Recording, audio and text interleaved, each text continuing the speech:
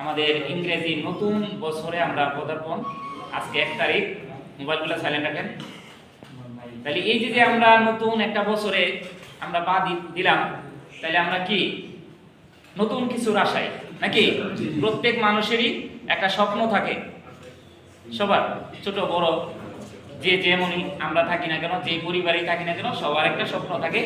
আমরা এই বছরে অথবা এই মাসে আমি এই কাজটা করতে চাই।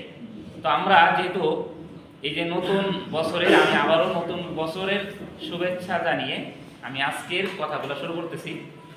সবার জন্য শুভকামনা থাকবে, সবার জন্য এই বছরটা যেন একটা মঙ্গলময় বছর হয় নাকি? আমরা ধন্যবাদ। আচ্ছা, তাহলে আমরা প্রথম কথা হচ্ছে আমরা কি করতে আসছি এখানে? ড্রাইভিং শিখতে আসছি। এই যে ড্রাইভিং শিখতে আসছে, এটাকে প্রথমে গুরুত্ব দিতে হবে, ড্রাইভিংটাকে মূল্যায়ন করতে হবে, ড্রাইভিংটাকে সম্মান করতে হবে।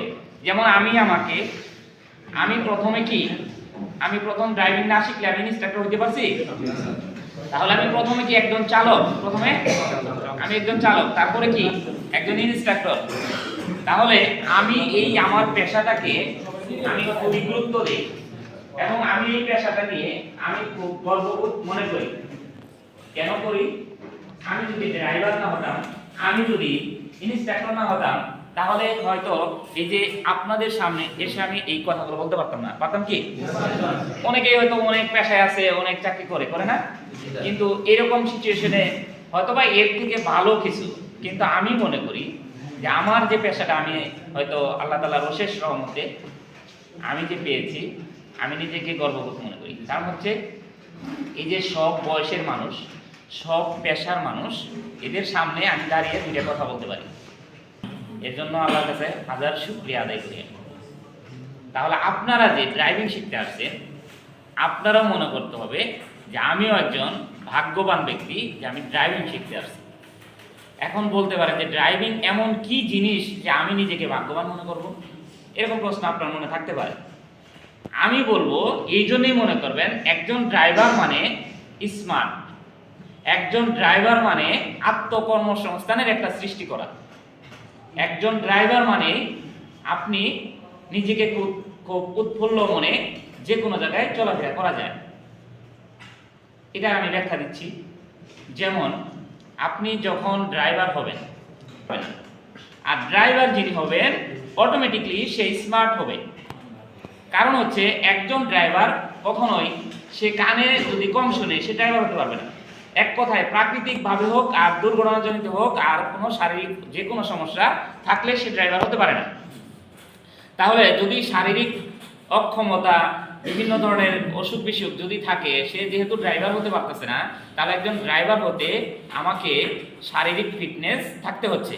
আর একজন শারীরিক ফিটনেস লোক অবশ্যই স্মার্ট নাকি হয় না? কারণ কোনো নেশাগ্রস্ত লোকও ড্রাইভার হতে পারবে না।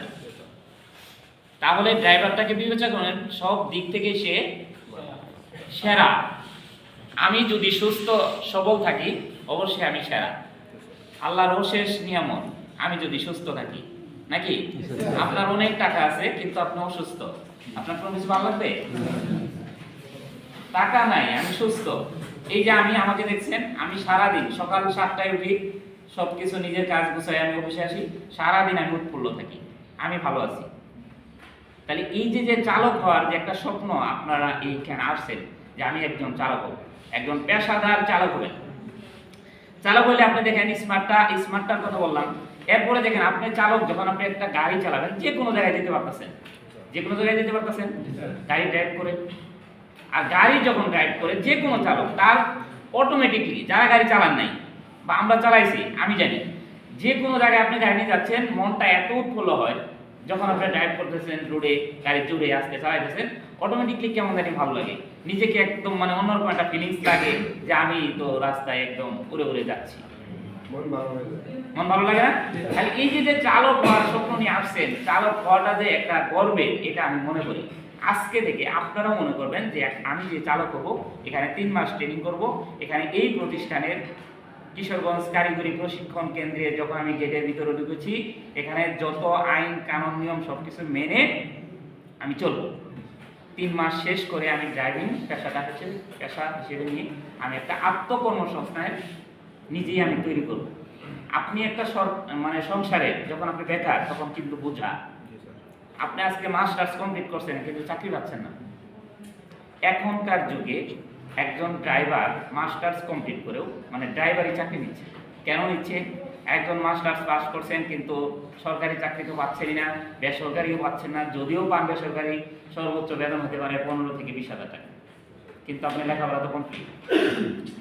আমি ধরে নিলাম একটা ছেলে শুধুমাত্র এসএসসি পাস করছে, সে ড্রাইভিং পেশাটাকে বেছে নিয়ে সে একটা ড্রাইভিং চাকরি নিছে, তারও বেতন 20,000 টাকা। তখন দেখেন আপনি মাস্টার্স পাস, আপনি একটা কোম্পানিতে চাকরি নিচ্ছেন 20,000, সে ড্রাইভার এসএসসি পাস, তারও 20,000। এখানে আমি শিক্ষার অবশ্যই আমি মূল্যায়ন করব, কিন্তু যখন আপনি কোনো একটা পেশা বেছে নিয়ে আপনি টাকা ইনকাম করতে যাবেন, তখন সেইখানে আপনি বলতে পারেন মাস্টার্স পাস করতে 20,000 বেতন পাচ্ছি, তাতে কি হয়েছে, আমার একটা সময় গিয়ে 50,000, 60,000, 70,000 বেতন হতে পারে, কিন্তু সিচুয়েশনটা নাও তো হতে পারে। সহজে যে কাজটা করে আপনি উপার্জন করতে পারবেন সেই পেশাটা হচ্ছে ড্রাইভিং।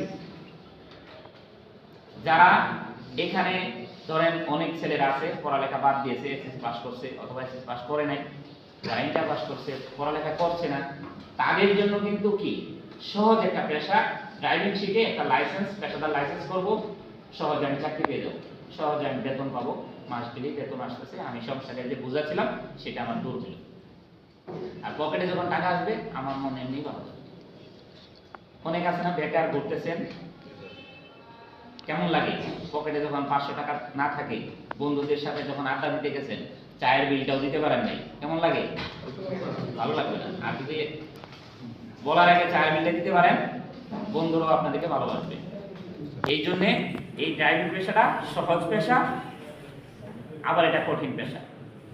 তাহলে ড্রাইভিং পেশাটা করতে হলে আপনাকে প্রথমেই একটা ধৈর্য ধারণ করতে হবে। যার ধৈর্য নাই তার ড্রাইভিং নাই। তাহলে কি আমরা কি থাকবো? প্রথমে আমি ড্রাইভিং মানে আমার ধৈর্য থাকতে হবে। ধৈর্য নাই, ড্রাইভিং নেই। অবশ্যই ধৈর্য আছে সবার?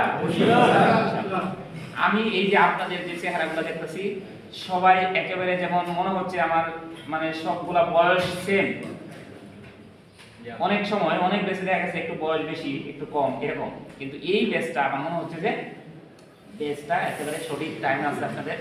আপনারা চাইলেই এই ড্রাইভিং পেশাটাকে অনেক দূরে নিতে পারবেন। কারণ হচ্ছে এখন বাংলাদেশের প্রেক্ষাপটে একজন চালক অন্যান্য বিদেশি সংস্থাতেও 50 থেকে 60,000 টাকা বেতনে চাকরি করতেছে শুধু ড্রাইভিং পেশা দিয়ে। চাইলে আপনিও করতে পারবেন, যেহেতু সবাই শিক্ষিত। ঠিক আছে, আপনি চাইলে আজকে আমি এখানে কথা বলতেছি, কালকে আপনি এখানে কথা বলবেন, মাঝখানে একটা সময়ের প্রয়োজন। আপনি চাইলে ইনস্ট্রাক্টর হতে পারবেন। বাংলাদেশের বিভিন্ন ক্যাটাগরিতে ট্রেনিং চলতেছে। আপনি চাইলে ড্রাইভিং শিখে আরো বিভিন্ন লেভেল এই সেই মানে ট্রেনিং করবেন, আপনি ইনস্ট্রাক্টর হয়ে যাবেন। আপনারা যারা শিক্ষিত আছেন ইনস্ট্রাক্টর হবেন, হতে পারেন না? আমি যে পেশা শুধুমাত্র অন্যান্য পেশা যেগুলো আছে চাকরির পিছনে দৌড়ে দিয়ে থাকবো, দৌড়াতে নো, চাকরির পিছনে দৌড়া লাগবে না, চাকরি আপনার পিছনে দৌড়াবে। আপনি যদি কাজ জানেন, শুধুমাত্র এই পড়ালেখায় আপনাকে চাকরি দিবে না, আপনার কারিগরি কাজ জানতে হবে। তাহলে আমরা যেহেতু আজকে এই নতুন বছরে ড্রাইভিং এ ভর্তি হওয়ার সুযোগ পাইছি, আমরা আলহামদুলিল্লাহ যে আমরা এই 3টা মাস ট্রেনিং করে আমরা এখানে প্রতিষ্ঠানের সকল নিয়ম মানবো। আমরা যারা আছি আপনাদেরকে যাদেরকে শেখাবো, আশা করি আপনারা আমাদেরকে সময় এবং আন্তরিকতার মাঝে আমাদেরকে সুযোগ করে দিবেন, যাতে আমরা আপনাদের সাথে সেই ভালোবাসাটুকু দিতে পারি যে না ছাত্রগুলো ভালো। আমার কাছ থেকে সময় আপনার চায় নিতে হবে না। সময় দিয়ে কখনো আমার ড্রাইভিং শিখতে পারবেন না। কি দিয়ে শিখে যাবে? আন্তরিকতা। আমি যদি সকালে এসে আপনাদের সাথে আমি হেসে কথা বলতে পারি, তাহলে দেখবেন যে কি সব কিছু আদায় করে নিতে পারছেন। আর যদি হাসতে না পারি হবে কিছু, তাহলে আমি কি হাসতে পারবো? আমি যেন হাসতে পারি নাকি? এমন না যে আপনি কৌতুক বলে আমাকে হাসাবেন। আপনার আচরণে আমি যেন হাসতে পারি, নাকি? আমি চাই সবসময় হাসতে। তো এরকম সুন্দর চেহারা যারা সবাই একেবারে সুন্দর চেহারা সবাই মাশাআল্লাহ। তো আমি চাইবো এই 3টা মাস একসাথে থাকবো, একসাথে ট্রেনিং করব। আমি আমার মতো আরেকজন আরেকজনের মতো আমি যেন অন্যের মতো হইতে পারবো না, আমার মতো আরেকজন হতে পারবে না, এরকম না বিষয়। হয়তো আমার ভিতরে অনেক গ্যাপ থাকতে পারে, ভুল থাকতে পারে, এগুলা সংশোধনের চেষ্টা করব আপনাদের সহযোগিতা নিয়ে।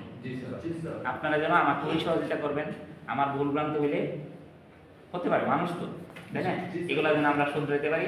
আর শহীদ স্যার এর আগে বলছে যে আপনাদের মাঝে যদি কোনো ঝামেলা থাকে সেগুলো যেন বড় আকারে না হয়। এই যে আজকে একটা পরিবার দেখেন, কেউ কারোর সাথে দেখা হয়েছিল না, হয়তো বা 2 একজনের সাথে দেখা, আজকে 80 জন মানুষ এখানে বসছেন, কে কোথায় থেকে আসছে, একটা বন্ডিং হয়ে গেল, একটা বন্ধুত্ব হইল, নাকি? এই বন্ধুত্বটা থাকবে কি আজীবন। আমিও আপনাদের চিনতাম না, আপনারাও আমাকে চিনতেন না। এই যে পরিচয় হলো, আজকে যে একটা সুন্দর একটা পরিবেশ, এটা যেন সারা জীবন মনে রাখেন। আমিও আপনাদেরকে মনে রাখবো, আপনারাও আমাকে মনে রাখবেন। এখানে আরো ওভারঅল বিষয় হচ্ছে আমাদের প্রিন্সিপাল স্যার যিনি আছেন, এই প্রতিষ্ঠান প্রধান স্যার কিন্তু এই এলাকার লোক, কিশোরগঞ্জের। তো স্যার অত্যন্ত ভালো লোক, আপনাদের কোনো সমস্যা থাকলে স্যারের সাথে সরাসরি কথা বলতে পারবেন। যদি কোনো ঝামেলা বা কোনো সমস্যা হয়, প্রিন্সিপাল স্যারের সাথেও আপনারা সরাসরি কথা বলতে পারবেন, ঠিক আছে? তো যেহেতু আমরা একটা মানে প্রতিষ্ঠান প্রধান ভালো পেয়েছি, তো আশা করি আমরা যেন আপনাদেরকে ভালো একটা সময় এবং ট্রেনিং দিতে পারি, এই প্রত্যাশা আমরা করি। আর আপনারা এই যে 2জন মেয়ে আছে তাদেরকেও আপনারা সহযোগিতা করবেন, যেহেতু অনেকগুলো ছেলে 2টা মেয়ে, তাই না? তাদের প্রতি যেন আমাদের সম্মানটা বজায় থাকে, নাকি? 2টা মেয়ে যেহেতু, আমরা যেন সম্মানটা বজায় রাখি, তাদের যেন আমরা একটু সুযোগ দিই। মেয়েরা এমনি দুর্বল থাকে, তারা ট্রেনিং কম পারে, গাড়ি চালানোর বিষয়টা কিন্তু আলাদা। ছেলেদের একটা শারীরিক যে একটা গঠন, শারীরিক একটা শক্তি সক্ষমতা, সেটা কিন্তু মেয়েদের মধ্যে নাই। তো আপনারা 2টা মেয়ে যেহেতু, ওরা যদি কন্টিনিউ নিয়মিত ক্লাস করে, আপনারা তাদেরকে একটু স্যাক্রিফাইস করবেন, ঠিক আছে? আর কারো যদি আগে পরে যাওয়া নিয়ে বা সিরিয়াল নিয়ে কোনো ধরনের ঝামেলা হয়, এগুলো যেন না হয়। মানে আপনি পাশের জনের, আপনি তার সমস্যাগুলো দেখবেন, যে আসলেই তার সমস্যা, তাকে যেন আমরা আগে যেতে দিই। বাজাবাজি না করে স্যাক্রিফাইস মাইন্ড যেন সবার থাকে। যদি আমি আপনাকে স্যাক্রিফাইস করি, আপনি আমাকে স্যাক্রিফাইস করেন, তাহলে একটা সুন্দর পরিবেশ হবে। আর যদি স্যাক্রিফাইস মন মাইন্ড না থাকে, তাহলে সুন্দর পরিবেশ কখনোই আশা করা যায় না। তাহলে আমাদের কি স্যাক্রিফাইস মন মাইন্ড সবার থাকবে ইনশাআল্লাহ। তাহলে আমরা এই প্রতিষ্ঠানকে ভালোবাসবো, আমরা আমাদের টিচারদেরকে ভালোবাসবো, আমরা আমাদেরকে সহপাঠী যারা আছে তাদেরকে ভালোবাসবো। এই ভালোবাসাপূর্ণ একটা পরিবেশে যেন আমরা সুন্দর একটা আগামী ভবিষ্যৎ নিয়ে আমরা যেতে পারি। এখানে সবাই একটা লাইসেন্স দিব, আমরা এখান থেকে একটা সার্টিফিকেট দিব, আমরা একটা কাঙ্ক্ষিত জায়গায় পৌঁছবো। আমরা দেশে এবং দেশের বাইরে এই ড্রাইভিং পেশার অনেক গুরুত্ব, হ্যাঁ। তাহলে আমরা দেশের বাইরে যারা যাবো, লাইসেন্স নিয়ে যাবেন, ইনশাআল্লাহ সবার একটা চাকরি হবে, সুন্দর মানে একটা ভবিষ্যৎ করবেন আপনারা, তাই না? তো এই সুন্দর ভবিষ্যতের জন্য সবার হয়, এই প্রত্যাশা করে আজকের কথা আমি এই পর্যন্ত এখানে শেষ করছি। ধন্যবাদ সবাইকে।